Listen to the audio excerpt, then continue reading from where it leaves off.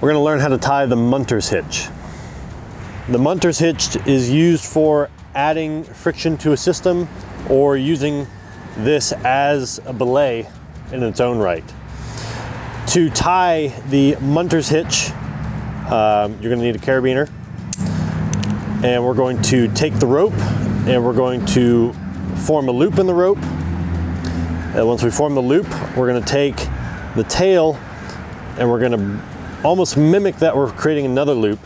It forms a distinctive U across here.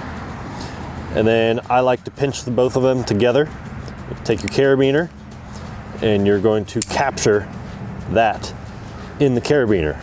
It's going to form kind of this pretzel-like shape. And what this is going to do is, if you have tension in the line, it will actually add friction because of the rope going over the carabiner and crossing around itself.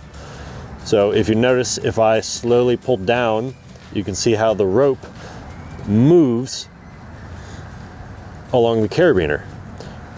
What's important to note is that a wider carabiner, like an HMS carabiner or something like that, is important because if you flip the Munter, because you can, if you flip it, the whole thing is going to flip over.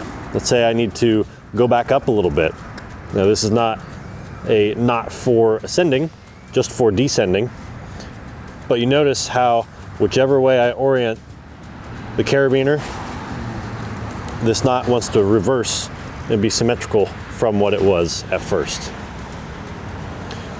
So this knot is really useful if you're trying to add a little bit of friction, let's say in an aerial rescue situation, if you're on belay, even for light rigging.